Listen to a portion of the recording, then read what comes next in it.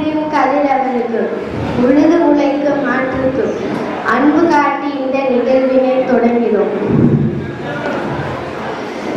எல்லாருக்கும் பொங்கல் நல்வாழ்த்துக்கள். வணக்கம். என் பெயர் மஹன்பிதா.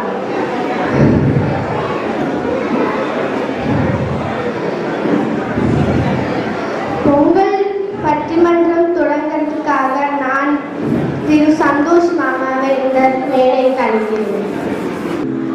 நமது சிஎஸ்எஸ் தலைவர், சர்வசம்மத, யாவர்க்கும் பிரியமானவர், வாக்காலோ பார்வையாலோ ஒரு பொழுதிலும் கோபப்படாதவர், எப்போதும் சிரித்த முகம், அதுதான் நம் தலைவர் யங் எனர்ஜெட்டிக் விஷுமோகன் சார். இந்த பட்டிமன்றத்தை தொடங்கி வைக்க அவங்களை டீமை கூப்பிட உங்களை நான் மேடைக்கு அழைக்கிறேன். அனைவருக்கும் என்னுடைய மாலை வணக்கம்.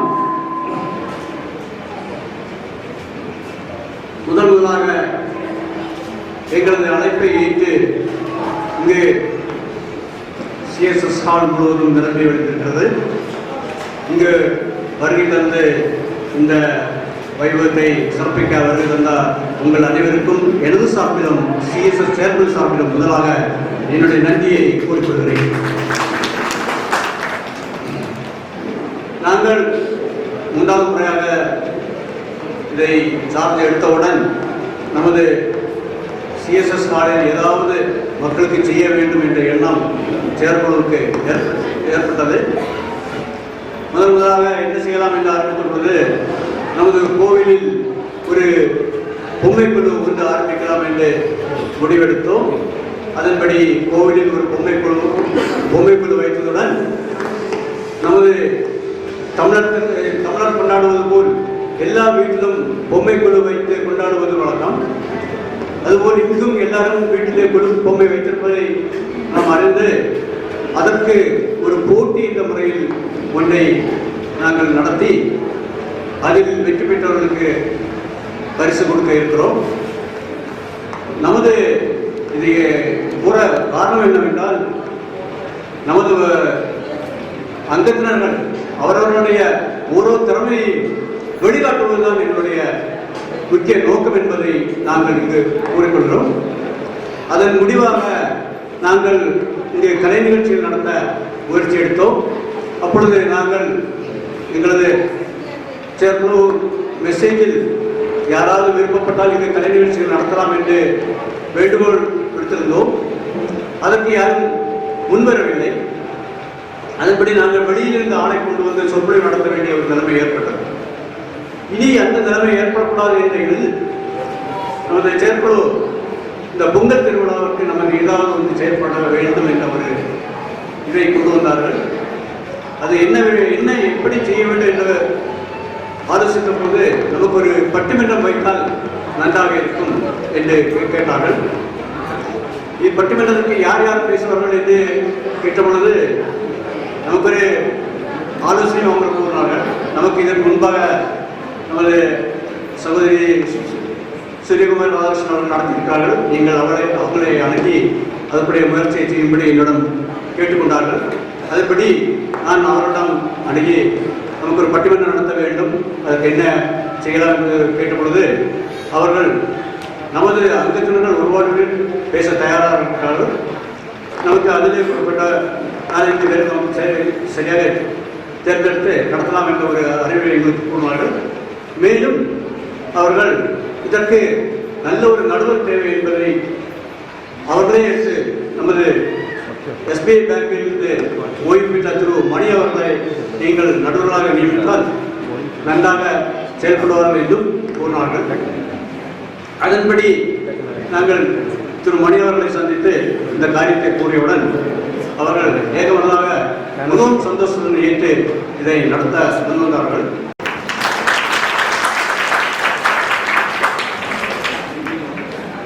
Good evening sir.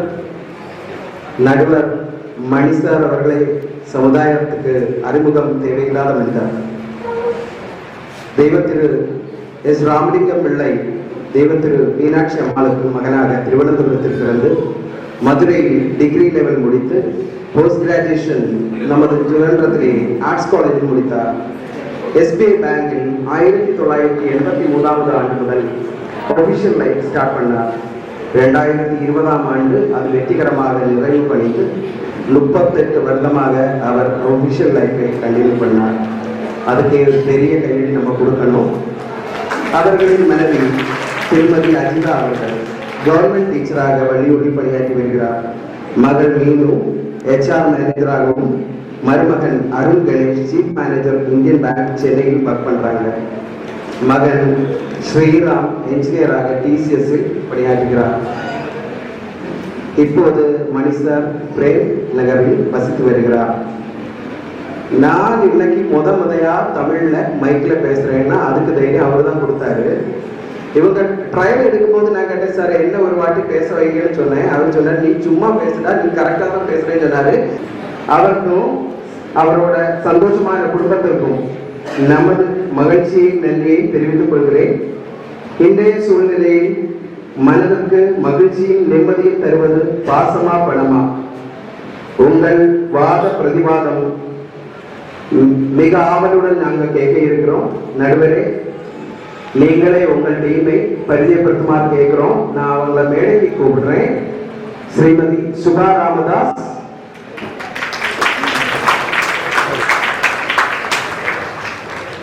Sri Shanmuganandan,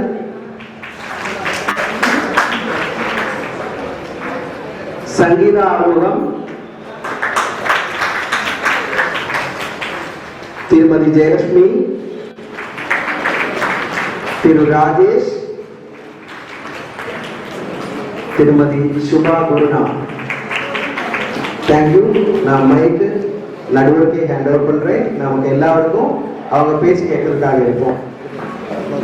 பாலும் தெளிவேனும் பாகும் பருப்பும் இவை நானும் கலந்து உனக்கு நான் தருவேன். கோலம் செய் துங்க கருவோத்து தூமணியே, நீ எனக்கு சங்கத் தமிழ்கா என்று எல்லாம் வல்ல இறைவனை வேண்டிக் கொண்டு, மற்றும் நம்முடைய குலதெய்வமாகிய நாகரம்மா நாகராஜா அவர்களின் அடிபணிந்து இந்த பட்டிமன்றத்தை உங்களின் அனுமதியுடன் தொடங்குகிறேன். லேட்டாக பொங்கல் விழாவை நடத்தினாலும் லேட்டஸ்டாக சிறப்பு பட்டிமன்றம் நடத்த தீர்மானித்து அதன் தலைவரையும் தேர்ந்தெடுத்து நடுவராக என்னை அமர்த்தி அழகு பார்த்து மற்ற முத்தான மூன்று பேச்சாளர்களை தேர்வு செய்து நமது அன்புக்கும் பண்புக்கும் மரியாதைக்கும் உரிய நமது CSS தலைவர் திரு விஸ்வமோகன் அவர்களுக்கும் மற்றும் எல்லா செயற்குழு உறுப்பினர்களுக்கும் எனது மனமார்ந்த நன்றியை தெரிவித்துக் கொள்கிறேன். இங்கு அமர்ந்துள்ள CSS நம்முடைய செட்டி கம்யூனிட்டியில் எல்லாரும் குடிபெயர்ந்து 3 தலைமுறை ஆகிவிட்டாலும் நமது தாய்மொழியான தமிழை, அதாவது கல் தோன்றி மத்தொன்றா காலத்து முந்தோன்றி மூத்த தமிழாகிய தமிழையும் தமிழர் பண்பாடாய பொங்கல் விழாவினை நாம் யாவரும் மறந்துவிடவில்லை என்பதற்கு இது அழகான அத்தாட்சி. அதற்கு நீங்கள் எல்லாரும் எனக்கு ஒத்துழைத்ததற்கு மிக நன்றி. நாம் எல்லாரும் எங்க இருந்தாலும் பொங்கல் மாத்திரம், எந்த ஊர்ல இருந்தாலும் பொங்கல் மாத்திரம் நம்ம கொண்டாடாம இருக்கவே மாட்டோம். இங்க வந்திருக்கும் எல்லா எனது அங்கத்தினருக்கும் அன்பும் பண்பும் நிறைந்த எல்லாருக்கும் ஒருங்கே கூடி எனது மனமார்ந்த நன்றியை தெரிவித்துக் கொண்டு நான் எனது உரையை தொடங்குகிறேன். எங்களுக்கு தந்திருக்கும் தலைப்பு, இன்றைய சூழ்நிலையில் வாழ்க்கையில் நிம்மதியும் சந்தோஷமாக இருப்பதற்கு தேவையானது பணமா பாசமா? கேட்கறதுக்கு சிம்பிளா இருந்தாலும் டிசிஷன் இஸ் வெரி டிஃபிகல்ட், ரொம்ப கஷ்டமா. அதை கேட்கும் போது உங்களுக்கே தெரியும், நீங்களே குழம்பிருக்கீங்க. நான் 3 நாளா தூங்கவே இல்லை கேட்டுட்டு. இந்த தலைப்பில் தொடர்பு முன் ஒரு சிறிய எனது அனுபவத்தை கூறுகிறேன். நான் பிரேமநகரில் தாமசிக்கிறேன், எல்லாம் கரெக்ட் தான். எனக்கு வீட்டுல இருந்து 3ஆமத்தை வீடு யோகா கிளாஸ். யோகா கிளாஸ்ல 4 செஷன் உண்டு. காலையில 3 செஷன், கீழே ஈவினிங் ஒரு 3 செஷன். நல்ல அழகான பொம்பளை எல்லாம் வந்துட்டு போவாங்க, ரொம்ப கிராண்டா இருக்காங்க, எல்லாம் செய்யாங்க. பட் யாரும் சிம்மானாய் நான் பார்த்துக்கிறேன். எல்லாரும் வராங்க போறாங்க, பட் ரொம்ப ஆக்டிவா இருக்காங்க. வந்ததுக்கு இப்ப ரொம்ப ஆக்டிவா இருக்கு. அது மாத்திரம் இல்ல, ஒவ்வொரு செஷன் தீர்ந்த உடனே அங்க பயங்கர சிரி, ஒரு கை தட்டு இருக்கு. நான் பொறுத்து பார்ப்பேன். நான் ஒரு நாளைக்கு அவரை அந்த நடத்தப்பட்ட டீச்சர் எனது நண்பரின் மனைவியா, அவங்க வீட்டு வந்தப்ப என்ன எல்லா செஷனையும் நீங்க சிரிச்சுட்டே இருக்கீங்களே, ஏன் கை தட்டிட்டே இருக்கீங்களே கேட்டப்ப அவங்க அழகான ஒரு பதில் சொன்னாங்க.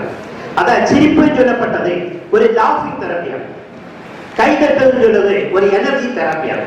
நம்ம கையோ சிரிக்கும்போது நமது ஆயுசு கூடும், மனம் விட்டு சிரித்தால் நோய் விட்டு போகும்.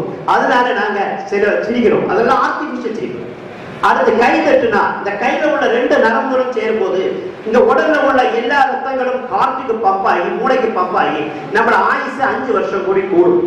நான் இதை இங்க என்னத்துக்கு சொல்றேன்னா, இங்க வந்திருக்க எல்லாரும் எப்படி வாய் விட்டு சிரிக்கணும், கை கை எப்பெல்லாம் சமயம் கிடைக்குதோ அப்பெல்லாம் கை தட்டணும். அட்லீஸ்ட் இப்போவாது கை.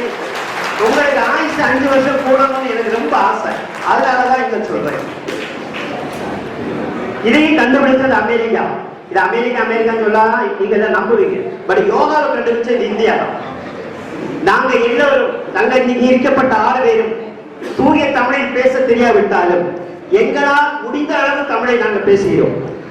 எனினும் அவ்வப்போது மலையாள சொற்களோ ஆங்கில சொற்களோ வந்துவிட்டால் எங்களை மன்னித்தள்ள வேண்டும். நாங்க யாரும் பெரிய சொற்பாளர்கள் கிடையாது. இதுல பல பேரும் முதல்ல நாங்க அரங்கேற்றி இருக்கோம். நாங்க இதன் சொற்குற்றம் பொருட்குற்றம் ஏதாவது இருந்ததுன்னா எங்களை மன்னிச்சிடணும். எங்களை உங்கள் கரகோஷம் தான் உற்சாகப்படுத்தும். அதனால் அடிக்கடி கரகோஷம் கொடுக்கும். நாங்க பேச பிடிச்சோம் அப்படிங்கிற தயவு செய்து கரகோஷம் கொடுக்கும். அதெல்லாம் எங்களை உற்சாகப்படுத்தும். எந்த நம்பிக்கையுடன் நான் இந்த பட்டிமன்றத்தை துவங்கினேன்.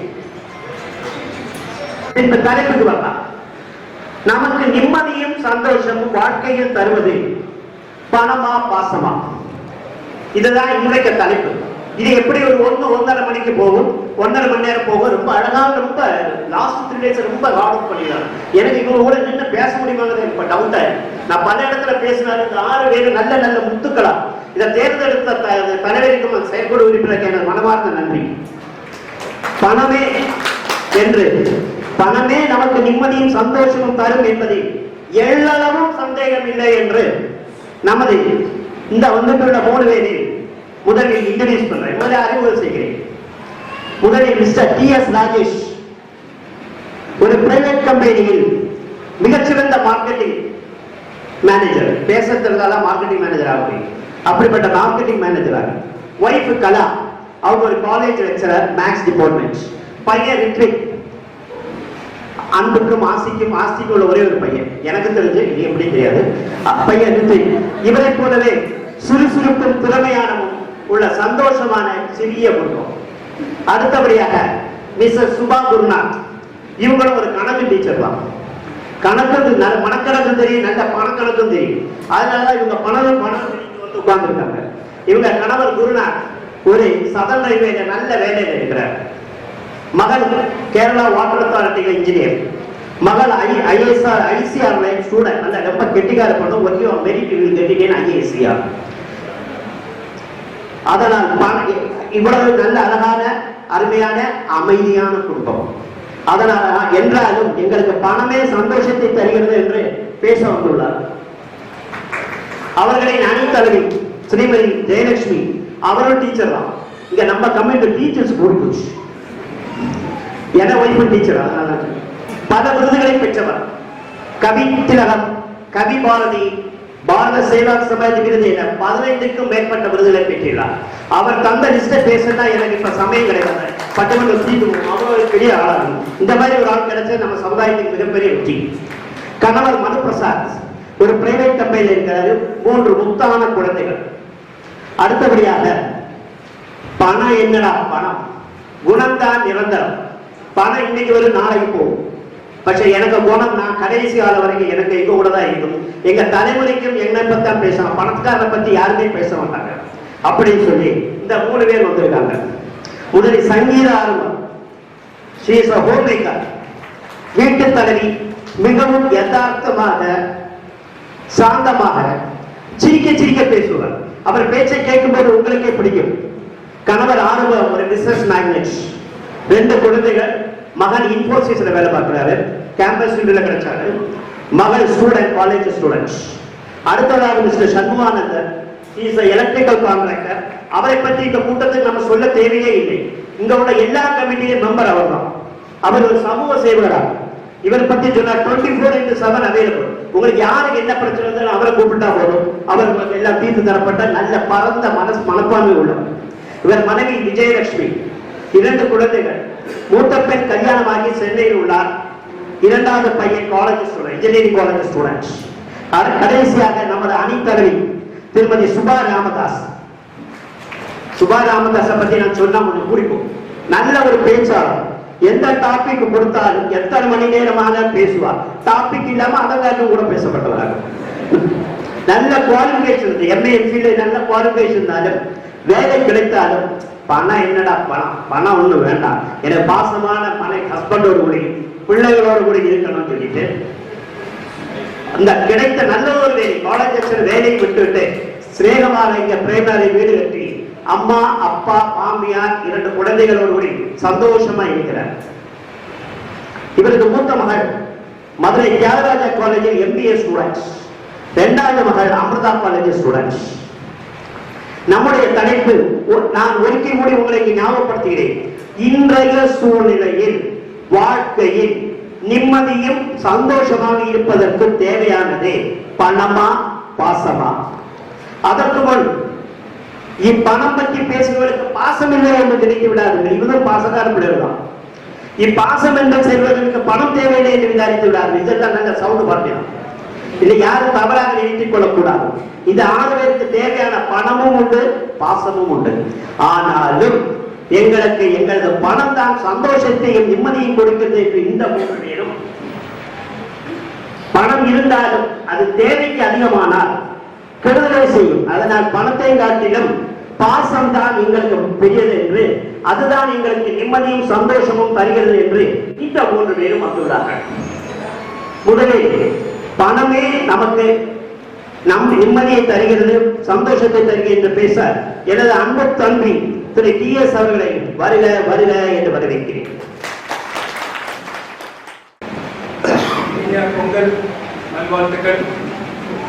மேடையில் அமர்ந்திருக்கும் நடுவர் அவர்களுக்கும், இங்க பேச வந்திருக்கும் சகோதரி சகோதரர்களுக்கும் மற்றும் இங்க வந்திருக்கும் அனைவருக்கும் மாலை வணக்கத்தை தெரிவித்துக் கொள்கிறேன். இந்த பட்டிமன்றத்தின் தலைப்பான இன்றைய சூழ்நிலையில் மனிதருக்கு நிம்மதியும் மகிழ்ச்சியும் தருவது பணமா பாசமா என்பதில் பணமே என்ற தலைப்பில் பேச வந்திருக்கிறேன். நடுவர் அவர்களே, நான் இது திருவள்ளுவரின் தமிழோ வள்ளத்தோடைய மலையாளத்திலோ பேச போவதில்லை, நம்ம வீட்டு பாஷையில் தான் பேச போகிறேன். அதுவே போதும், அதுதான் எளிமையாக எல்லாருக்கும் மனசிலாகும். 40 வருஷம் SBIயில் வேலை பார்த்து இங்கே நடுவராக வந்திருக்கும். 40 வருஷம்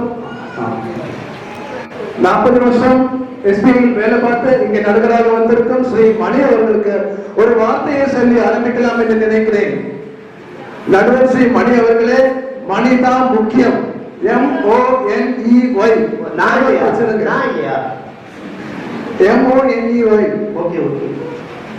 இப்ப நான் எதுக்கு சொல்றேன், நான் இவங்க எல்லாம் பேசி முடிச்சதுக்கு அப்புறம் நீங்க பாவம் கன்ஃபியூஸ் ஆகக்கூடாது, அதுக்காக இப்பவே சொல்லிடுறேன். இப்பவே ரொம்ப கன்ஃபியூஸா தான் இருக்கேன். நீங்க SBIல வேலை பார்த்ததால உங்களுக்கு தெரியாதது ஒண்ணுமே கிடையாது. நீங்க வேற சிறு சேமிப்பு சொல்லி ஆர்டிகல் வேற எழுதியிருக்கீங்க, தெரியாம எழுதிட்டப்பா. அப்புறம் இங்க கலர் கலரா பட்டு எடுத்து வந்திருக்காங்க. அவங்க எந்த கடையில எவ்வளவு பாசத்தை கொடுத்ததெல்லாம் வாங்கினேன்னு அப்புறமா தெரிஞ்சு புரிஞ்சுக்கங்க. அப்படின்னா நம்மளும் வாங்கலாமே. இப்போ லக்கி பாஸ்கர் சொல்லிட்டு ஒரு சினிமா இருக்கு, நீங்க எல்லாம் பார்த்துருப்பீங்க. அதுல ஒரு டயலாக சொல்லி இது பண்றேன். அது ஒரு சின்ன திஸ் இஸ் இந்தியா. இங்க பொருள் வேணும்னா பணம் கொடுத்து வாங்கணும், ரெஸ்பெக்ட் வேணும்னா பணம் நம்ம உடம்பு மேல தெரியணும். இதுக்கான எக்ஸாம்பிள் நான் அப்புறமா சொல்றேன். இப்போ பணம் உண்மையா பொய்யான்னு தெரியறதுக்கு மிஷின் இருக்கு, ஆனா பாசம் உண்மையா பொய்யான்னு தெரியறதுக்கு இது வரைக்கும் லோகத்துல எந்த மிஷினும் கண்டுபிடிச்சது கிடையாது. பொய் சொல்லாமல் உண்மையான தீர்ப்பு அளிக்க வேண்டும் என்று திருப்பியும் நடுவருடன் கேட்டுக்கொள்கிறேன். நடுவர் அவர்களே உதச்சி கேட்டா நான் சொல்ல மாட்டேன். நடுவர் அவர்களே, மணியை பத்தி சொல்லும் போது ஒரு புக்கை பத்தி சொல்லணும். இதுல சைக்காலஜி ஆஃப் மணின்னு சொல்லி ஒரு புக் இருக்கு. அதுல நிறைய விஷயங்கள் சொல்லியிருக்காங்க. மணியை பத்தி, சேவிங்ஸை பத்தி, காம்பவுண்டிங்கை பத்தி, பிளானிங்கை பத்தி எல்லாம். ஆனா அதுல முக்கியமான 2 பாயிண்ட் நம்ம புரிஞ்சுக்கணும். அது 2 பாயிண்ட் என்ன சொல்லியிருக்காங்கன்னா, இந்த உலகத்துல எதுவுமே இலவசமாக கிடைக்காது, எல்லாத்துக்குமே பணம் கொடுத்துதான் ஆக வேண்டும். 2வது விஷயம் என்னன்னா, பணம் நம்மளுக்கு ஃப்ரீடம் தரணும். நம்ம வந்து பணத்துக்கு அடிமையாயிடக்கூடாது. நடுவர் அவர்களே, இப்போ ரீசெண்டா வந்து ஒரு சர்வே நடத்தியிருக்காங்க. அதாவது முதியவர்களுக்கு வாழ்க்கையில் நல்ல வாழ்வதற்கு முக்கியமானது எது? முதியவர்களுக்கு வாழ்க்கையில் நீங்களே சொல்லுங்க. ஆரோக்கியமா, நட்பா, பணமா? அதில் பணம் தான் முக்கியம் என்று தீர்மானிக்கப்பட்டது. பணம் இருந்தால் ஆரோக்கியமும் நட்பும் தானாவே வரும். நடுவர் அவர்களே, மேனேஜ்மெண்ட்ல ஒய் அனாலிசிஸ் சொல்லிட்டு இருக்கு. WHY எதனாலன்னு சொல்லிட்டு ஒரு அனாலிசிஸ் இருக்கு. இப்போ நம்மளாம் நினைச்சிட்டு இருக்கோம், மணியை பத்தி பேசும்போது மணி பணக்காரன் ஆகணும்னு சொல்றது தப்பான இதாட்ட நினைச்சிட்டு இருக்கோம். அது எதனாலன்னா நம்மளோட ஸ்கூல் கிளாஸ்ல வந்து நம்மளோட மணியை பத்தி படிப்பிக்காதனாலையும் நம்ம வந்து தப்பான புரிஞ்சிருக்கிறாங்க. மணின்னு சொன்னா ஏதோ பணக்காரன் ஆகணும்னு சொன்னா ஏதோ தவறான ரீதியில நம்ம யோசிக்கிறோம்னு சொல்லி நம்ம அப்படியே நினைச்சு வச்சிருக்கோம். ஆனா அப்படி கிடையாது. நம்ம ஸ்கூல் சிலபஸ்ல அதெல்லாம் நம்மள படிப்பிச்சிருந்தா நம்ம அப்படி நினைச்சிருக்க மாட்டோம். இப்போ அந்த ஒய் அனாலிசிஸ் வந்து இங்க கொண்டு வந்தா நம்மளுக்கு எதுக்கு பணம் வேணும்? பணக்காரன் ஆகுதுக்கு எதுக்கு பணக்காரன் ஆகணும்? பணக்காரனுக்கு மட்டும்தான் உன்னதமான ஜெனரோசிட்டி இருக்கும், அதாவது பெருந்தன்மை இருக்கும். மலையாளத்துல சொல்ல போனா ஔதாரியம் இருக்கும்.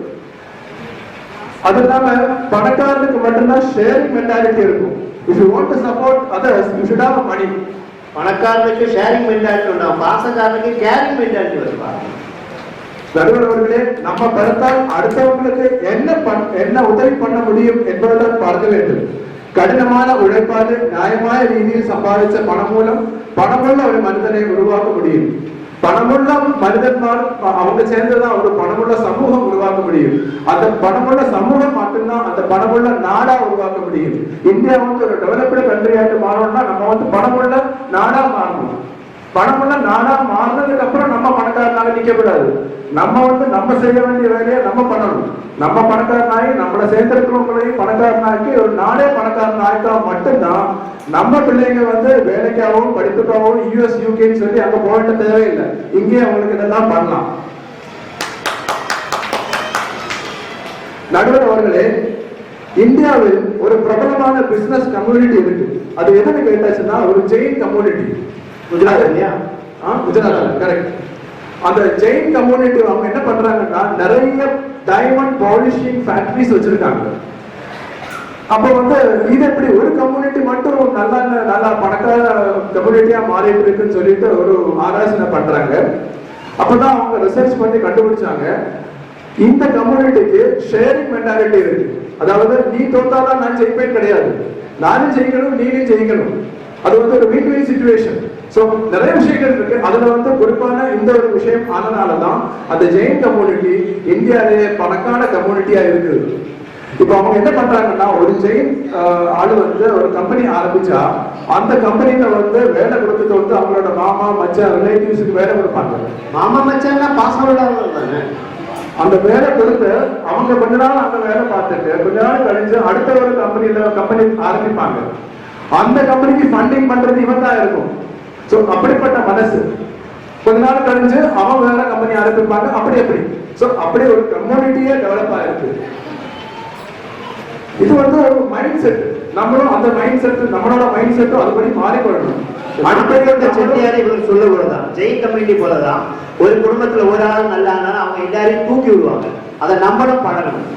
இப்ப நம்ம இங்க பார்த்தாச்சுன்னா மலப்புரம் கோழிக்கோடு டிஸ்ட்ரிக்ட் எல்லாம் பார்த்தாச்சுன்னா கல்ஃபில் எல்லாம் போகும்போது ஒரு ஆளு போனா போதும், ஒரு 2 வருஷம் கழிச்சு அந்த ஏரியாவே கல்ஃபில் இருக்கும். அந்த மாதிரி ஆட்டிடியூடு.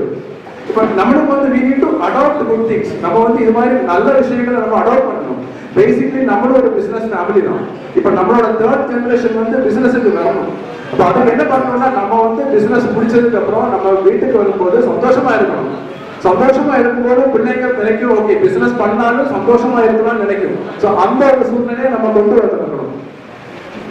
நடுவர் அவர்களே, இப்போ சுதாமூர்த்தின்னு சொல்லிட்டு ஒருத்தர் இருக்காரு.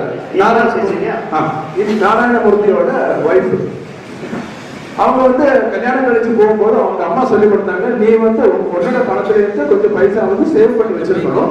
அந்த எமர்ஜென்சி சிச்சுவேஷனுக்கு மட்டும்தான் அந்த பைசா யூஸ் பண்ணலாம்னு சொல்லிட்டு அந்த மாதிரி சாரி கோவில் எல்லாம் வாங்கிடக்கூடாதுன்னு சொல்லிட்டு ஒரு அட்வைஸ் கொடுத்து விட்டாங்க. கொஞ்ச நாள் கழிச்சு நாராயணமூர்த்தி வந்து சொன்னாங்க, எனக்கு ஒரு சாஃப்ட்வேர் இண்டஸ்ட்ரி ஆரம்பிக்கணும்னு இருக்கு, அது வந்து இந்தியாவோட ஃபியூச்சர் இது வந்து நல்லா இருக்கும், ஸோ எனக்கு வந்து கொஞ்சம் பைசாவோட ஷார்டேஜ் இருக்கு, ஏதாவது பண்ண முடியுமான்னு கேட்டாங்க. இவங்களும் பார்த்தாங்க, நாராயணமூர்த்தி வந்து ஹார்ட் ஒர்க்கர், சின்சியரா இருக்காங்க, ஒரு நல்ல விஷயத்துக்காக கேட்கறாங்க. So she treat that as an emergency. அப்போ அந்த எமர்ஜென்சிக்காக அவங்க சேவ் பண்ணி வச்சிருந்த 10,250 rupees இப்போ அந்த நாராயணமூர்த்திக்கு கொடுத்தாங்க. அன்னைக்கு அந்த பைசா கொடுத்தனாலதான் இன்னைக்கு இன்ஃபோசிஸ் ஒரு மிகப்பெரிய ஸ்தாபனம் உருவாயிருக்கு. அங்க நிறைய பேருக்கு வேலை வாய்ப்பு கொடுத்து நிறைய பேரை பணக்காரனாக்கி மாற்றிட்டு இருக்காங்க. நம்ம இங்க கூட நம்ம கம்யூனிட்டில இருந்து கூட நிறைய பேர் அங்க ஒர்க் பண்றாங்க. சோ அதுக்கு காரணம் பணம் தான். அன்னைக்கு பணம் கொடுக்காம இருந்தா இன்னைக்கு இன்ஃபோசிஸ்ல நம்ம ஆளுங்க வேலையை கிடைச்சிருக்காரு. இப்போ பணக்காரனுக்கு இந்த சமூகம் வந்து ரெஸ்பெக்ட் கொடுக்குது, பணம் இல்லாதவனுக்கு ரெஸ்பெக்ட் கொடுக்காது. இது வந்து காம்படிட்டிவ் வேர்ல்டு. நம்ம வந்து 1970s இருக்கக்கூடாது, நம்ம வந்து 2025 நிக்கணும். ஸோ நம்ம 2025 நிற்கும் போது சமூகம் எப்படி நினைக்குது, வேர்ல்டு எப்படி இருக்குது, காம்படிட்டிவ் என்வரன்மெண்ட், அப்போ வந்து நம்ம அதுக்கு தகுந்த மாதிரி தான் நம்ம நடக்கணும். இப்போ ஒரு கல்யாணத்துக்கு வந்து இப்போ நம்ம ஸ்கூட்டர்ல போனோம்னு வச்சிருக்க, அவன் அங்க ஒரு செக்யூரிட்டி நிற்பான், அவன் சொல்லுவான் அங்க ஓரமா அங்க அத்தனை பார்க் பண்ணிட்டு வான்னு சொல்லுவான். நம்ம வந்து 11 மணிக்கு நல்ல ட்ரெஸ் எல்லாம் போட்டு பெர்ஃபியூம் எல்லாம் அடிச்சு வந்திருக்கோம், ஸ்கூட்டரை போட்டு அந்த அத்தம் பார்க் பண்ணிட்டு அங்க இருந்து நடந்து வந்து மண்டபத்துக்கு வரும்போது ஒரு வழி ஆயிரும். உடனே பியூட்டி பார்லர் போனதெல்லாம் வேஸ்ட் ஆயிரும். இப்ப நீங்க மாறுதி 800ல போனேன்னு வச்சுக்கோங்க, அப்போ வந்து கொஞ்சம் ஓரமா அந்த ஏதாவது மரத்து போட்டுல வந்து பார்க் பண்றதுக்கு ஸ்பேஸ் கொடுப்பாங்க. பட் நீங்க வந்து ஒரு BMW கார்ல போயிருந்தீங்கன்னா அங்க பார்க்கிங் ஸ்பேஸ் இருக்கும், அலோட்டட் ஸ்பேஸ் இருக்கும், ஒரு அவங்க வந்து பார்க் பண்றதுக்கு அவன் சொல்லி கொடுப்பான், இங்க பார்க் பண்றதே அங்க பார்க் வேலட் பார்க்கிங் கூட அவன் பண்ணி கொடுப்பான். நம்மளே அவன் நம்ம கார்ல இருந்து இறங்குறதுக்காக டோரை திறந்து கொடுப்பான், நம்ம இறங்கி எல்லாமே பண்ணி தருவான். நம்மளுக்கு வந்து சந்தோஷமா இருக்கு. அது வந்து இது இந்த காரணம் வந்தது வந்து பொண்ணோட மாமாவா மச்சானா அண்ணனா தம்பியான்னு பார்த்தது இல்லை, அவன் ஏதோ ரிலேட்டிவ் BMW வந்திருக்கான்னு உள்ளதுக்காக தான் அவன் அப்படி பண்றான். ஸோ பணம் வந்து BMW தான் விலை, பணம் வந்து ரெஸ்பெக்ட் கொடுக்குது, அதுக்கப்புறம் தான் அந்த பாசம் இல்லை, சும்மா பேச்சுதான். இப்போ எமர்ஜென்சிக்கு பணம் தேவைன்னுள்ளது கண்டிப்பா எல்லாருக்கும் தெரிஞ்சிருக்கும். இப்போ நம்ம ஒரு ஹாஸ்பிட்டலுக்கு போறோம், இப்போ ரீசெண்டாக நாங்கள் ஹாஸ்பிட்டலுக்கு போயிருந்தோம், அப்போ அங்கே பேஷண்ட் இருக்காங்க, நர்ஸு டாக்டர் எல்லாம் இது பண்ணி ரெடி பண்ணி இருக்காங்க, ஆனால் ட்ரீட்மெண்ட் ஆரம்பிக்க மாட்டாங்க. அப்போ யார் ட்ரீட்மெண்ட் ஆரம்பிக்க வேண்டியதாங்க டாக்டர்ஸ் நர்ஸெல்லாம் வந்து கேட்டாச்சுன்னா அவங்க என்ன சொல்றாங்கன்னா, நீங்க வந்து பணம் அடிச்ச ரெசிப்ட் காணிச்சா மட்டும்தான் ட்ரீட்மெண்ட் ஆரம்பிப்பாங்கன்னு சொல்லிட்டு. ஸோ அங்கேயும் பணம் தான் முக்கியம்னு சொல்லிட்டு அது உருவாகுது. பணம் இல்லாம இருந்தா அவங்க அப்படியே தான் நிற்பாங்க, நம்மளுக்கு ட்ரீட்மெண்ட் சமயத்துக்கு அந்த பாசத்துக்கு வேலையில பணம் ரிசிப்ட் கிடைக்கணும். ஒரு லைவ் எக்ஸாம்பிள் கூட சொல்றேன். போன மாசம் நான் எனக்கு குஜராத் போவதுக்கு வந்து ஒரு ஆப்பர்ச்சுனிட்டி கிடைச்சது. அபிஷியல் தான் போயிருந்தேன். இன் பிட்வீன் ஒரு சண்டே வந்துச்சு, சரி அப்ப சுத்தி பார்க்கலாமே சொல்லிட்டு அங்க டோரமிலான்னு சொல்லிட்டு ஒரு இடம் இருக்கு, ரோடு சொல்லிட்டு அந்த ரோடு இருக்கு, அந்த ரோடுக்கு 2 பக்கமும் வந்து உப்பளம் தான் இருக்கும். ஸோ அது பார்க்கறது 300 கிலோமீட்டர் மேல இருந்த இடத்துல இருந்து, அப்ப அங்க போய் பார்க்கலாம்னு சொல்லிட்டு போனோம். அங்க வந்து டிஃப்ரெண்டா ஏதாவது பார்க்கணுமே, நம்ம ஒண்ணு இருக்க மாதிரி பார்த்தது இல்லை. அப்ப அங்க வந்து ஒரு ஒட்டகம் ரைடிங் இருக்கு, அதாவது கேமல் ரைடிங். சரி அது கேரளாமேன்னு சொல்லிட்டு 2 பேருக்கு உட்காரணும், 100 rupees பெர் இது. அவங்க இப்போ ஒரு இடத்துல இருந்து கேட்டுட்டு ஒரு ரவுண்ட் பண்ணி அதே இடத்துல வந்து விடுவோம். அப்ப சரி சொல்லிட்டு அந்த ஒட்டகத்துல இருந்து ஏறணும், ஒரு ரவுண்ட் பண்ணியாச்சு, அதே இடத்துல வந்தாச்சு. ஆனா ஒட்டகம் உட்கார மாட்டேங்குது. அப்புறம் ரெண்டாமத்து ஆளு யாருப்பா? ரெண்டாமத்து ஆளு யாரு? ரெண்டாவது நான் வண்டி கிளம்பு ஒழுங்கா ஓடிட்டு இருக்கு. அதான் பரவாயில்ல, என்ன தனியா சொன்னா போதும், கலை அறியலா. அப்போ ஒட்டகம் வந்து உட்கார மாட்டேங்குது. அது ஏன்டா ஒட்டகம் உட்கார மாட்டேங்குது, அதை பையன் சொல்ல தேக்கலோன்னு கேட்டாச்சுன்னா அவன் சொல்றான், இல்ல சார் அந்த 100 rupees என்கிட்ட கொடுத்து அந்த 100 rupees நான் அந்த மாதிரி ட்ரைன் பண்ணி வச்சிருக்கான். இது எது மாதிரினா நம்ம கோவில் எல்லாம் போகும்போது ஆனா நிற்கும் ஃப்ரெண்ட்ல. ஸோ அதுக்கு நம்ம பேசாம போனா அது சும்மா துப்பிக்கை ஆகிட்டு தான் இருக்கும். பைசா கொடுத்தா கூட திரும்பி பார்க்காது. ஒரு 10 ரூபா நோட்டை கொடுத்தாச்சுன்னா அது அப்படியே வந்து தலையில வந்து ஒரு அனுகிரகம் பண்ணும். ஸோ இந்த மாதிரி விஷயங்கள்லாம் நிறைய இருக்கு. ஸோ இதுல எல்லாம் என்ன புரியுதுன்னா, நம்மளுக்கு புரியுது, ஒட்டகத்துக்கு காசு கொடுத்தாதான் காரியம் நடக்கும். அது இல்லாம இந்த விஷயத்துக்கு எல்லாமே பணம் தான் தேவை. இன்றைய சூழ்நிலையில் மனதிற்கு நிம்மதியும் மகிழ்ச்சியும் தருவது பணம் மட்டும்தான் என்று சொல்லி வார்த்தையை முடிக்கப்படுகிறேன். எனக்கு இந்த வாய்ப்பை தந்த சிஎஸ்எஸ் எக்ஸிக்யூட்டிவ் கமிட்டி என்னுடைய நன்றியை தெரிவித்துக் கொள்கிறேன். நன்றி, வணக்கம். ராஜேஷ் ரொம்ப அழகா பேசினாரு, யதார்த்தமா பேசினாரு, உள்ளதை உள்ளபடியா சொன்னாரு. ஒட்டகத்துக்கு ஏறினாரா, பைசா எல்லாம் கொடுத்தாரு, கரெக்டு தான், அதுல டவுட்டே கிடையாது. நீங்க கோவிலுக்கு போனா இந்த பூஜாரி நம்ம தலையில வைப்பான் இல்லையா, கப்படா எதுன்னு சொல்லுவாங்க, அதுக்கு காசு கொடுத்தாதான் அழகா வைப்பான், இல்லாட்டி 2 தட்டு தட்டிட்டு போயிடுவான். எனவே பணம் தான் இம்பார்ட்டன்ட். பணம் என்னடா பணம், இனி பாசமே போதும்னு நம்மள அருமை தங்கை மிஸ்டர் சங்கீதா ஆறுமுகம் அவர்கள் பேச வந்துள்ளார். அவர்களை வருக வருக என்று வரவேற்கிறேன். மாலை வணக்கம். அன்பான பாசமுள்ள நடுவர் அவர்களுக்கும், சிஎஸ்எஸ் செயற்குழு உறுப்பினர்களுக்கும், இங்கே வந்திருக்கும் பெரியோர்களுக்கும், மற்ற அனைத்து நல் உள்ளங்களுக்கும் என் இனிய பொங்கல் புத்தாண்டு நல் வாழ்த்துக்கள். இன்று நல்ல தலைப்பு, அதிகமாக நிம்மதியும் மகிழ்ச்சியும் தருவது பணமா பாசமா? பாசத்தை பற்றி பேச வந்துள்ளேன் நான். என் முன்னால் பேசிய ராஜேஷ் அவர்கள் பிரைவேட் ஹாஸ்பிட்டல்ல போறாரா, பைசா செலவாச்சான். பிரைவேட் ஹாஸ்பிட்டல்ல பணம் மட்டும் அடைச்சா போறாது, பைஸ்டாண்டர் கூட வேணும். நமக்கு ட்ரீட்மெண்ட்டுக்குன்னு போனா நம்ம கையில இருக்கக்கூடிய காசை கம்ப்ளீட்டா பிடிக்க வேண்டியதுதான் அவங்க விடுவாங்க. பிரைவேட்ல அவங்க புதுசா வாங்கின மெஷினுக்கு நம்மளை இறையை ஆக்கிடுவானே பிரைவேட் ஹாஸ்பிட்டல்ல போனா. கண்டிப்பா கண்டிப்பா. எதுக்குங்க இந்த மெடிக்கல் காலேஜ் எல்லாம் இருக்கு, அங்க போக வேண்டியதானே? இந்த மக்கள் எல்லாருமே எதுக்கு அங்க போய் காவல் கிடக்குறாங்க? கரெக்டான ட்ரீட்மெண்ட் கரெக்ட் டைம்ல கிடைக்கும் தானே அங்க போய் கிடக்குறாங்க. எந்த நோய்க்கு போனமோ அந்த நோய்க்கு தேவையான டெஸ்டுகளை பண்ணி ட்ரீட்மெண்ட் கொடுக்குறாங்க. கொஞ்சம் டைம் எடுக்கும், அவ்வளவுதானே. பிரைவேட்ல போய் ட்ரீட்மெண்ட் ஃபெயிலியர் ஆனதுக்கு பிறகு கடைசியா என்ன சொல்லுவான், மெடிக்கல் காலேஜ்ல தான் போக சொல்லுவான். அதுக்கப்புறம் 108 போவாங்க. அப்ப எல்லாம் கூட வாய் கட்டிட்டு போவாங்களாம். ஒரு சௌகரியத்துக்கு வேண்டி போவாங்க, அப்புறம் உயிருக்கு வேண்டி போவாங்களாம். அப்புறமா ஒண்ணு சொன்னாரு, பார்க்கிங் ஏரியால போனாரா, மாருதி சுசுகியில பேக்ல போய் நிக்க சொன்னாராம். BMW கார்ல போயாச்சுன்னா பார்க் பண்ணதுக்கு சௌகரியத்தை ஏற்பாடு பண்ணி கொடுப்பாங்களாம். நடுவர் அவர்களே, ஒரு கல்யாண சாப்பாடு சாப்பிடுறதுக்காக வேண்டி இனி ஒரு BMW கார் வாங்கவா முடியும்? தெரியாம சொல்லிட்டாரு. அப்புறம் BMW காரை வாங்கினாதான் ஒரு லோனை போட்டு அந்த லோனை வாய்நாள் முழுவதும் அடைச்சு ஜீவனமே பாழாகி போயிடாதா? அந்த நிலைமைய தப்பல்லவா?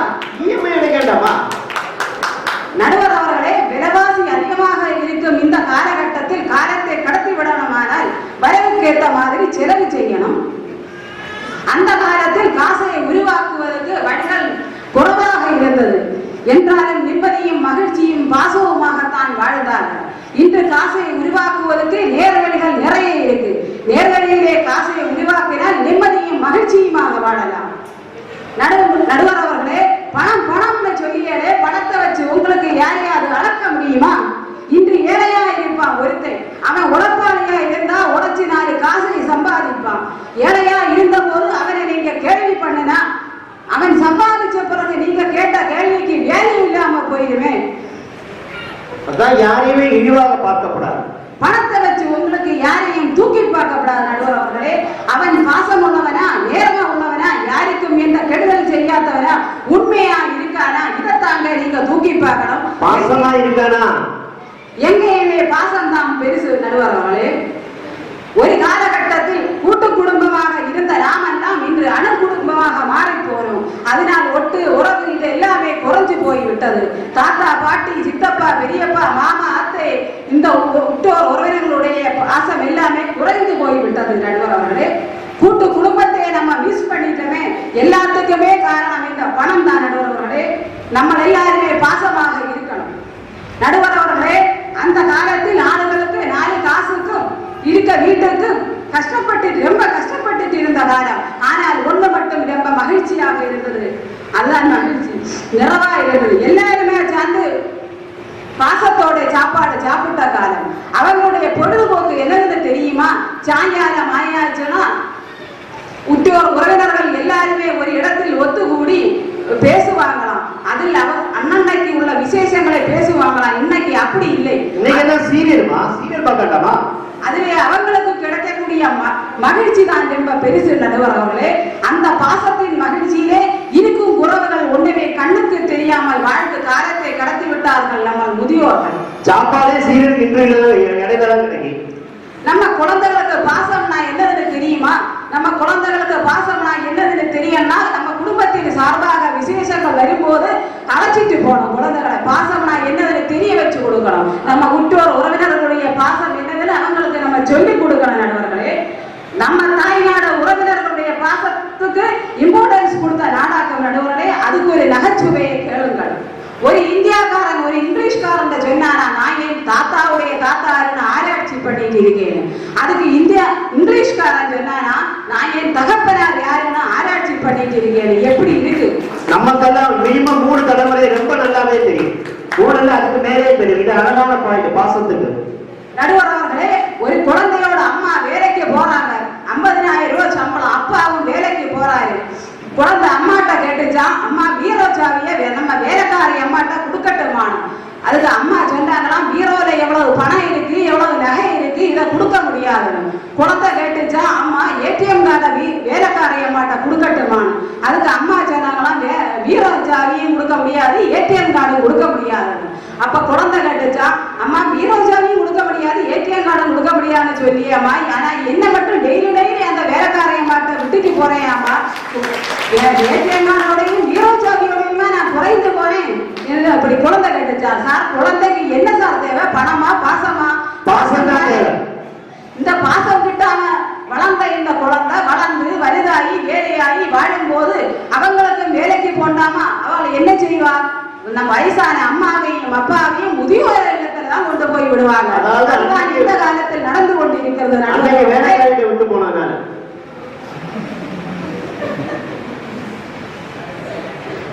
நடுவர்களே, உங்களுக்கு காதலை பத்தி தெரியுமா? காதலிச்சிருக்கேனா? இது வரைக்கும் இல்லம்மா. கல்யாணத்துக்கு அப்புறம் தான் எனக்கு காதலே வந்தது. அப்ப உங்களுக்கு காதலும் தெரியாது, கத்திரிக்காவும் தெரியாது. கரெக்டா சொன்ன. என் பொண்டாட்டியே சொல்லுவாங்க, நீங்க வாங்குறதுன்னா சொத்த கத்திரிக்காய். மனசை பார்த்துதான் காதல் வரும் நடுவர் அவர்களே. பணத்தை பார்த்து வந்த காதல்கள் எல்லாமே எதுக்கு டைவர்ஸ்ல போய் நீக்கி நல்ல மனசை பார்த்து வந்த காதல்கள் தான் அவசானம் வரை நல்லதா வாழ்ந்துட்டு இருக்காங்க நடுவர் அவர்களே. பணத்தை பார்த்து காதலிச்சவன் இடையிலேயே கையை விட்டுட்டு போயிடுவானே. ஆனா நல்ல மனசை பார்த்து காதலிச்சவன் தான் நடுவர் அவர்களே கடைசி நாள் வரை நம்ம கையை விடாமல் பிடிச்சிட்டு இருப்பார்களே. நம்ம போல காதலினை முன்னால் நிற்பது பாசம் தான் நடுவர் அவர்களே. ஐயா, பண்டு காலத்தில் உள்ள பாட்டாவுடைய பொழுதுபோக்கு என்னதுன்னு தெரியுமா உங்களுக்கு? சொல்லுங்க கேட்கலாம். பாட்டிய பாசத்துடன் பார்த்து இருக்குதான் பாட்டாவுடைய பொழுதுபோக்கு. வேற என்னது? குழந்தையோட 16, 18 எத்த சாப்பிடாங்க. கேப்ப கூழு கஞ்சி இதுதான். மடியில இடத்த இருக்கு, கனமா இருக்கு. அதுவும் இல்ல. அவர் 16 பெற்று பெறுவார்கள் சொன்ன தப்பா புரிஞ்சுட்டாரு. வாட்ஸ்அப் இல்ல, யூடியூப் இல்லமா, பொழுதுபோக்கு இல்ல. ஆனா நெஞ்சுகரைய பாசம் இருந்தது நடுவர் அவர்களே. அங்க காதல் இருந்தது. பாசத்துடன் செல்வத்துடன் வாழ்ந்தாங்க அவங்க. பாட்டிக்கு விறக்கினா பாட்டா பெட்ஷீட் எடுத்து மூடி கொடுக்கிறாரு. நிம்மதியும் மகிழ்ச்சியும் பாசமாக வாழ்ந்தாங்க அவங்க. பணம் இருந்துன்னா மொத்தமா மூடிடுவாங்க. பாசம் இருந்ததுனாலதான் பெட்ஷீட்டை ஸ்நேகமா பகுதி வேற போடுறாங்க. நடுவர் அவர்களே, இறைவன் கூட தேடி வருவது பாசம் இருக்கும் இடத்தில் தான், அல்லாம பணம் இருக்கும் இடத்தில் அல்ல. கல்லும் முள்ளும் காடும் மேடும் சட்டி பக்தியுடன் பாசத்துடன் தான் நம்ம கடவுளை பார்க்க போறோம். அல்லாமே பணம் நிறைய இருக்குன்னு சொல்லி பஞ்சுமத்தையும் பூமத்தையும் சட்டி நம்மளை கடவுளை பார்க்க போகிற நடுவர்களே. இங்கேயும் பாசம் தான் முன்னில் நிற்பது. நடுவர் அவர்களே, உலகம் மட்டும் அறியப்படக்கூடிய ஸ்ரீகிருஷ்ணன் தன்னுடைய பாசமான சிநேகிதன் குஜேலன் வந்திருக்கான காவல்காரன் சொன்ன உடனே ஓடி போய் கொட்டார வாதிலே அவரை மாரோடு கெட்டி அணைச்சு குஜேலா சொல்லி உருகிறாரு.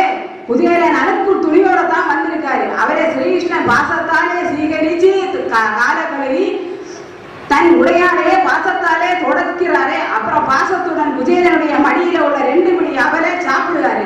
இது அன்னைக்கு நடந்தது. அந்த நட்பு இன்னைக்கும் இந்த நட்புக்கு ஒரு மாற்றமும் இல்லை நடுவர்களே. இன்னைக்கு எல்கேஜி முதல் காலேஜ் வரை நம்ம பிள்ளைகள் பாசமான ஃப்ரெண்ட்ஸுக்கு வேண்டி என்ன வேணாலும் செய்யும். நம்ம சொல்லியா விடுவோம். இங்க போய் பணக்கார ஃப்ரெண்ட்ஸை போய் பிடிக்கிறவனும், கார்ல வந்து இறங்கக்கூடிய ஃப்ரெண்ட்ஸை போய் பிடிக்கிறவனும். நம்ம பிள்ளைகளை கூட எங்கேயாவது போலான்னு கூப்பிட்டா வராது. அப்பதான் அவங்களுக்கு எழுத கிடக்கும், படிக்க கிடக்கும். ஆனா அவங்களுடைய 4 பாசமான ஃப்ரெண்ட்ஸும் வந்து அடையாளம் விழிச்சாவது இல்லை, நம்மளே நடந்துட்டு போயிடும். ஐயா, நமக்கு கூட நம்ம பாசமான 4 ஃப்ரெண்ட்ஸை பார்க்கும்போது ரொம்ப மகிழ்ச்சியா தான் இருக்கு நடுவர் அவர்களே. ஃப்ரெண்ட்ஷிப்னு சொல்லுவது பணத்தை பார்த்து வரல, பாசத்தாலே வந்து சேர்ந்து. நடுவர் அவர்களே, ராமாயண கதையில நம்ம 3 தாய்மாரை பார்த்தோம். கைகேயி, கௌசல்யா, சுமித்ரான். கௌசல்யா புத்திரனான ராமனை 14 வருஷம் காட்டுக்கு அனுப்புறா கைகேயி. ராமனும் அந்த தாய் சொல்லை தட்டாமை காட்டுக்கு போறாரு. இதரஞ்ச லட்சுமணன் கோபத்தாலே ஜொலிக்கிறாரு. லட்சுமணனை ராமன் சமாதானப்படுத்துறாரு. லட்சுமணா, இந்த காணக்கூடிய சுகபோகங்கள் எல்லாம் கொஞ்ச நாளத்தைக்கு மட்டும்தான் உள்ளது, அதனால ஒண்ணு நீ சங்கடப்பட வேண்டிய அவசியமே இல்லை. அந்த ராமனுடைய வாக்கை கேட்டதும் லட்சுமணன் ஒரு முடிவெடுக்கிறாரு. அதுதான் பாசத்தின் முடிவு. தனக்கு அண்ணனுக்கு அனுபவிக்க முடியாததும் தனக்கும் அனுபவிக்காண்டான்னு சொல்லி ராமனோட சேர்ந்து லட்சுமணனும் காட்டுக்கு போறாரு. இதரஞ்ச லட்சுமணனோட தாய் சுமித்ரா லட்சுமணனுக்கு ஒரு உபதேசத்தை கொடுக்கா. அந்த காலத்துல காட்டுக்கு போனாங்க. இப்ப ட்ரெயின் ஸ்டேஷன்ல ஒரு வழியை பாருங்க, சூழலை பிடிச்சு போனா போதும். லட்சுமணா, நீ உன் அண்ணன் ராமனை தகப்பனா பார்க்கணும், சீதையை நீ தாயா பார்க்கணும், காண நீ அயோத்தியாய் பார்க்கணும். அப்ப நீ உனக்கு ஒரு கஷ்டமுமே வராது. இந்த தாய் சொல்லை தட்டாம லட்சுமணனும் ராமனோட காட்டுக்கு போறாரு. இந்த மாதிரி உள்ள பாசமான தாய்மார் இந்த காலத்துக்கு வேண்டி இருக்கு நடுவர் அவர்களே. அதுபோல வரும் தலைமுறையே நம்ம பாசம் சொல்லி சொல்லி வளர்த்தன நடுவர்களே. அப்பந்தான் பாசம் நான் என்னதுன்னு தெரியும். நடுவர்களே, பாசமான 4 ஆட்கள் நமக்கு இருக்குதுன்னு தான் நம்ம பலம். பணத்தாலே உங்களுக்கு ஒண்ணும் வாங்க முடியாது, பணத்தாலே பாசத்தை வாங்க முடியாது. இதனால் அதிகமாக நிம்மதியும் மகிழ்ச்சியும் தருவது பாசம்தான். எனக்கு உங்கள் முன்னாடி பேசுவதற்காக ஒரு வாய்ப்பு தந்த அனைத்து உள்ளங்களுக்கும் நன்றி, வணக்கம். வாங்கம்மா வாங்க, அழகா பேசி பாசமே என்பதற்கு அழகான வித்திட்டு வந்திருக்கிறார்கள். அவங்க எவ்வளவு ஸ்ட்ராங்கா பேசுவாங்க நானே நினைக்கிறேன். குசேரா கூப்பிட்டப்ப பயந்தே போறேன். அங்க இருக்க குசேரனுக்கே ஒரு சத்தம் கேட்கணும். அடுத்ததாக, நீ குசேரா இல்ல, காட்டுக்கு போன என்ன செய்தாரு அந்த காலம். இந்த காலத்து இன்றைய சூழ்நிலையில் பணமே பணமே என்று பேச நமது திருமதி சுபா குருநாத் அவர்களை வருக வருக என்று வரவேற்கிறேன். ஆண்டோர்கள் மற்றும் சான்றோர்களுக்கும் என்னுடன் பட்டிமன்றத்தில் கலந்து கொண்டு பேச வந்திருக்கும் சக உறுப்பினர்களுக்கும் மற்றும் நல்லதொரு தீர்ப்பை வழங்க இருக்கும் நமது நடுவர் அவர்களுக்கும் என் முதற்கண் வணக்கத்தினை தெரிவித்துக் கொண்டு என் உரையை தொடங்குகின்றேன். இந்த உலகில் 4 பேர் நம்மை திரும்பி பார்த்து மதிப்பும் மரியாதையும் தருவது நம்மிடம் இருக்கும் பணத்தை வைத்துத்தான். தகுதியற்றவரையும் தகுதி உடையவராக ஆக்கிவிடும் தகுதி அந்த பணத்திற்கு உண்டு. பணம் என்ற வார்த்தையை கேட்கும் போது காதுக்கு என்ன குளிர்ச்சி, மனதிற்கு என்ன மகிழ்ச்சி. அன்று வயதை பார்த்து வந்தது, இன்று வசதியை பார்த்து தான் வருகிறது. எது? மரியாதை. அதான் BMW. ஆமா, எனக்கு முன்னால் பேசிய சகோதரி சொன்னார்கள், அப்பாவும் அம்மாவும் வேலைக்கு போனார்களாம், குழந்தையை வேலைக்காரியிடம் ஒப்படைத்து விட்டு போனார்கள் என்று. அம்மாவும் அப்பாவும் எதற்காக வேலைக்கு போனார்கள்? பணம் சம்பாதிக்கத்தானே. பாசமா கூட இருக்க வேண்டியது என்ன? பாசமா இருந்திருந்தாங்கன்னா அம்மா வேலைக்கு போகாம அந்த வீட்டுல இருந்து அந்த குழந்தைய பாசமா பார்த்திருக்கலாமே, செய்யலையே. ஏன்? பணம். என்ன ஐயா, அங்கே பாசத்தை விட பணத்திற்கு தான் முதலிடம். பின்ன சகோதரி ஒன்று சொன்னாங்க, விலைவாசி ஏறிவிட்டதுன்னு. ஆமா, இந்த காலகட்டத்தில் விலைவாசி ஏறிவிட்டதுன்னு சகோதரிக்கு தெரிந்திருக்கு. ஒரு கடையில் சென்று ஒரு பொருளை வாங்க வேண்டும் என்றால் பணம் தான் கொடுக்க வேண்டும். பாசத்தை கொண்டு போனால் தருவார்களா? திருப்பி வந்து பார்க்க மாட்டோம். லுலுமால்ல போய் ஷாப்பிங் பண்ண போறாங்க, கை நிறைய என்ன எடுத்துட்டு போவாங்க? பாசத்தை எடுத்துட்டு போவாங்க, பணத்தை தான் எடுத்துட்டு போவாங்க. ஐயா, பாசத்தை பற்றி பேச வந்து விட்டார்களாம். இவர்களை பற்றி என்ன சொல்லுவது? தெரியாம அவங்க என்ன இல்லாம பேசுவாங்க, மன்னிச்சு. ஐயா, இந்த சகோதரி தன் மகளுக்கு மாப்பிள்ளை பார்க்கிறார் என்று வைத்துக் கொள்ளுங்கள். எப்படிப்பட்ட மாப்பிள்ளை வேண்டும் என்று நினைப்பார்? பாசமுள்ள மாப்பிள்ளை மாத்திரம் போதுமா? உறவுகளை மேம்படுத்தும் பாசமான பையன் வேண்டும் என்றால் கேட்கிறார். இல்லை நடுவர் அவர்களே, பையனுக்கு வேலை உண்டா, வருமானம் உண்டா, வீடு வசதி உண்டா, பேங்க் பேலன்ஸ் உண்டா, இப்படி மொத்தத்துல பையன் வெல் செட்டில்டா இருக்கணும். அவன் ஆல்ரெடி செட்டில் ஆயிப்பான். இப்ப நல்ல மாப்பிளைக்கே கிடைக்க மாட்டேங்குது பொண்ணு. ஏன்னா நம்ம பொண்ணு போய் வாழ போற இடத்துல மகிழ்ச்சியா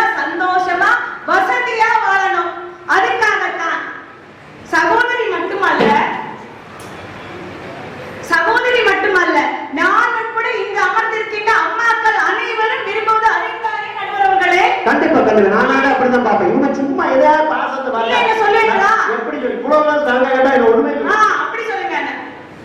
ஆக வேலையில்லாத ஒரு பையனுக்கு தன் மகளை தர யாரும் முன்வர மாட்டார்கள்.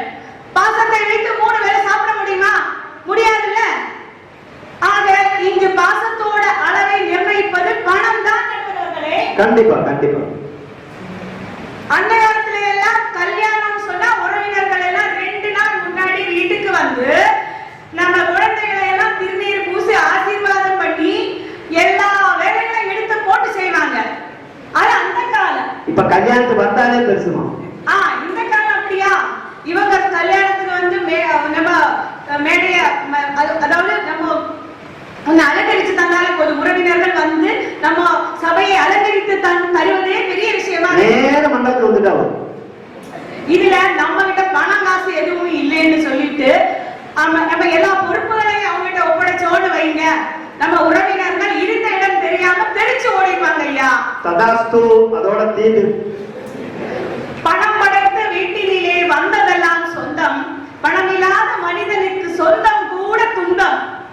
இதுவே நம்ம கிட்ட பணம் இருக்குதுன்னு வைங்க, நம்ம இந்த பொறுப்புகளை எல்லாம் ஈவென்ட் மேனேஜ்மெண்ட்ல ஒப்படைத்து விடலாம்.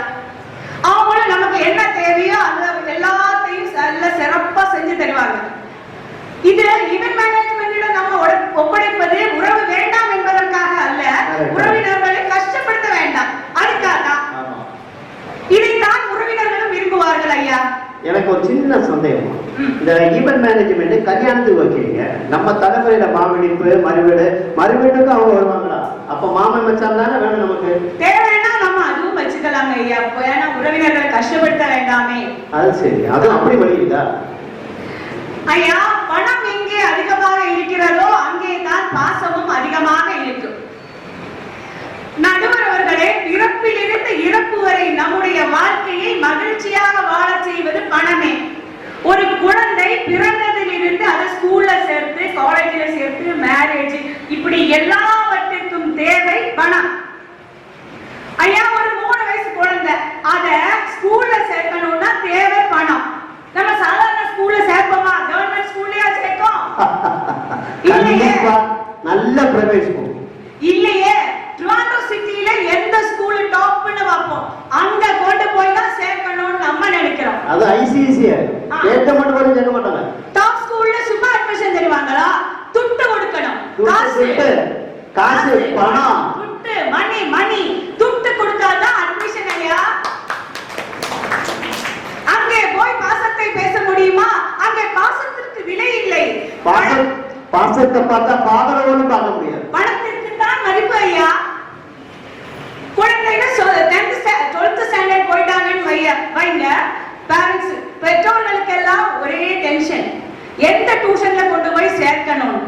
பணம் இருந்தா அவங்க ஓரோ சப்ஜெக்ட்டுக்கும் ஓரோ டியூஷன் வச்சிருவாங்க, என்ட்ரன்ஸ் வேற, இதுல சில பேர் ரிப்பீட் வேற பண்றாங்க. பணம் இல்லைன்னா இதெல்லாம் முடியுமா ஐயா? முடியாது. பிள்ளை படிக்கவும் வேண்டாம், பிறப்படி படவும் வேண்டாம், வீட்டிலே இருக்கிற வேண்டியதான். இப்படி ஒவ்வொரு சப்ஜெக்ட்டுக்கும் தனித்தனியாக டியூஷன் கொடுத்தா மட்டும்தான் குழந்தைங்க மார்க் ஸ்கோர் பண்ணுவாங்க. இல்ல அவங்க வீட்டுல பாசத்தோட படின்னு மட்டும் சொன்னா மார்க் எங்க இருந்தியா வரும்? மார்க் இல்லைன்னா எந்த ஸ்கூல்ல கொண்டு போய், எந்த காலேஜ்ல கொண்டு போய் சேர்க்க முடியும்? சும்மா பிராக்டிகலா யோசிக்கணும். சும்மா பாசம் சொல்லிட்டு இருந்தா போதுமா? எதுவுமே இதுக்கு வரப்பட்டவங்க பதிலும் சொல்லணும். எதுவுமே வேலைக்கு ஆகாது. பணமும் இருந்தால்தான் வெற்றிகரமாக வாழ்க்கையை முன்னோக்கி கொண்டு செல்ல முடியும். இந்த இடத்துல என் தோழிக்கு நடந்த ஒரு சம்பவத்தை சொல்லணும்னு நினைக்கிறேன். என் தோழியின் மகள் 12th ஸ்டாண்டர்ட் படிச்சுட்டு இருந்தாங்க. அவங்க 16,000 ரூபாய் கொடுத்து ஒரு மேக்ஸ் டியூஷன் வச்சிருந்தாங்க. குழந்தைக்கு மாடல் எக்ஸாம் டைம் டேபிள் வந்தது. அது 2-3 நாள் லீவு, டியூஷனுக்கு லீவ் போட்டுட்டு வீட்டுல உட்காந்து படிச்சா. அது முடிஞ்சு டியூஷன் போனா சார் முடிச்சு ஒரே திட்டு. தோழியும் கூட இருந்தாங்க. குழந்தை மனம் உடைஞ்சு போய் இனிமேல் நான் அந்த டியூஷனுக்கே போக மாட்டேன்னு சொல்லிட்டு, பாசமே இல்லாத டியூஷன் டீச்சர் சார் அந்த தோழி அப்படியே விட்டு விடலை. யோசித்து இன்னொரு 14,000 ரூபாய் கொடுத்து வேறு ஒரு டியூஷன் அரேஞ்ச் பண்ணாங்க. டைம் டேபிள் வந்தது, ஃபைனல் எக்ஸாம் வந்தது, ரிசல்ட்டும் வந்தது. குழந்தைக்கு மேக்ஸுக்கு 100க்கு 100.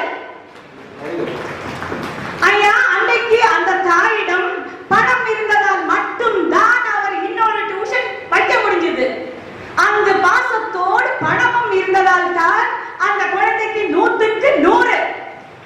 100க்கு 100. ஐயா, சகோதரி சொன்னாங்க குழந்தைய பாசத்தை சொல்லி சொல்லி வளர்க்கணும்னு.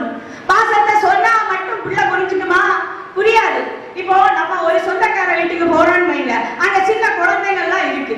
நம்ம பர்ஸ் இருக்க பூட்டிட்டு பாக்கெட்ல வச்சுட்டு அங்க போய் அந்த குழந்தைய கண்ணே மணியே செல்ல குட்டின்னு எல்லாம் குடிச்சிட்டு பாத்தீங்கன்னா உங்ககிட்ட பாசமா இருக்கேன், நீ என்கிட்ட பாசமா இரு, எல்லார்கிட்டையும் பாசமா இருன்னு சொன்னா அந்த குழந்தை இப்படியா பார்க்கும். என்னப்பா இந்த ஆண்டி என்னென்னமோ சொல்றாங்களே, என்னமே நமக்கு ஒண்ணும் புரியலையே, வேலை இல்லையா, கிளம்பி வந்துட்டாங்க அப்படித்தானே சொல்லுங்க. ஆமா, அந்த ஆண்டி வந்து அந்த புள்ள ஓடி போயிடும். இதே நம்ம ஒரு பை நிறைய சாக்லேட், 5 ஸ்டார், பேப்பரிஸ், டைரி மில்க் எல்லாம் வாங்கிட்டு ஐஸ்கிரீம் வாங்கிட்டு போனோம்னு வைங்க, குழந்தை என்ன செய்யும்? நம்ம வாரோன்னு தெரிஞ்ச உடனே வாசல் வரைக்கும் வந்து காத்து நிற்கும். எதுக்காக? நமக்காக. அங்கே அல்லம்மா அந்த ஐஸ்கிரீம் எப்படியோ வாசத்தோட நானே எடுத்துட்டு போறோம். அது மனசுல நீங்க அடுத்து எங்க வீடு வரணும் என்ன இல்ல அடிக்கடி வாங்க, நம்ம பழகலாம். ஐயா, அங்கே அந்த குழந்தைக்கு பாசத்தை பற்றி தெரியப்படுத்த தேவை பணம். கண்டிப்பா. சும்மா பாசம் கட்டி பிடிச்சா சாரி நடக்குமா? கொண்டாடியில கூட நடக்காது. கூட கூட கம்மதெல்லாம் வாங்கிக்கணும். ஐயா, பணம் இருந்தால்தான் சொந்தம் கூட கூட வரும். காசு இல்லைன்னா நம்ம 4 பேர் பின்னாடி போகணும். காசு இருந்தா 4 பேர் நம்ம பின்னாடி வருவாங்க. இப்போ நம்ம கிட்ட ஒரு 50 லட்சம் ரூபாய் இருக்குன்னு வைங்க, நமக்கு உங்ககிட்ட இருக்கு பார்த்தாலே தெரியுது. நம்ம கிட்ட தைரியம் தன்னால வரும். இந்த 50 லட்சம் ரூபாய் கொண்டு போய் பேங்க்ல டெபாசிட் பண்ண போறோம்னு வைங்க, நமக்கு அங்க ராஜ மரியாதை. உண்மைதானே நண்பர்களே?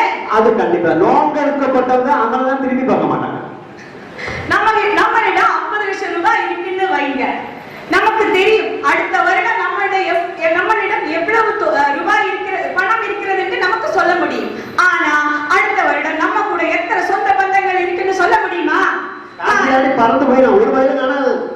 காரணம், சில உறவுகள் தேவைக்காக மட்டுமே நம்மை தேடி வருகிறது. அவர்கள் அந்த உறவுகளின் வேஷம் சில நாட்களில் கரைந்துவிடும். அவர்கள் காரியம் முடிந்தபின் கை கழுவி விடுவார்கள். ஐயா, பணம் பத்தும் செய்யும். அந்த பணம் இல்லைன்னா நம்ம சொந்தக்காரங்க நம்மள வெச்சு செய்வாங்க. ஐயா, வச்சு செய்வாங்க. நீங்க எல்லாம் ஞாபகம் வச்சுக்கோங்க. சகோதரி சங்கீதா சொன்னாங்க, பாட்டாவுக்கு குளிர்ந்தா பாட்டி மூடுவாங்களாம், பாட்டிக்கு குளிர்ந்தா பாட்டா மூடுவாங்களாம். இப்படி பாட்டியும் பாட்டாவும் மாத்தி மாத்தி போத்தி போத்தி இருந்தவனுடைய விளைவு என்ன? 16 குழந்தைகள். அதேதான். உலக மக்கள் தொகையில் முதலில் இருந்த சைனாவை விட்டு நம்ம வந்துட்டா முதல்ல. அந்த தாத்தா பாட்டி தான் இவ்வளவு பண்ணி வச்சிருக்காங்க. இப்பதான் எனக்கு ஆணை கிடைச்சிருக்கு. அந்த தாத்தா பாட்டியை பாக்குறேன். நடுவர் அவர்களே, இந்த தலைமுறையினர்கள் சுதாரித்து விட்டார்கள்.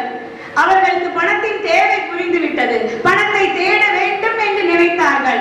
எங்கே தேடுவேன், எங்கே தேடுவேன், பணத்தை எங்கே தேடுவேன் அப்படின்னு பணத்தை தேடி சென்றார்கள்.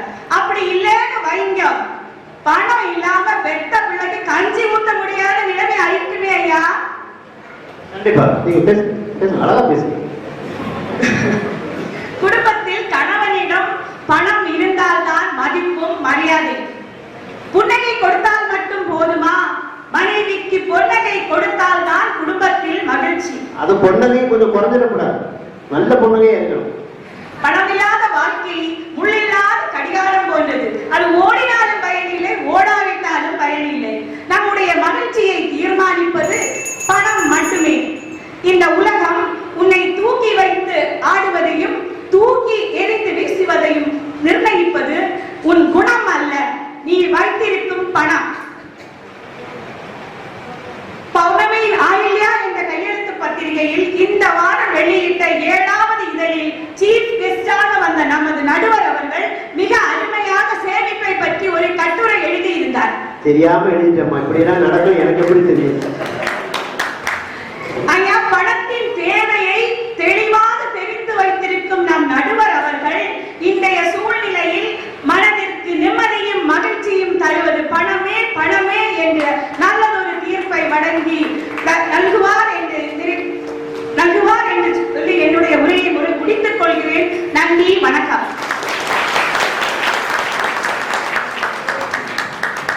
அவங்க 50 லட்சம் 60 லட்சம் சொன்னாங்க. நான் பேங்க்ல பார்த்திருக்கேனே தவிர எனக்கு எவ்வளவு டெபாசிட் போல இல்லமா.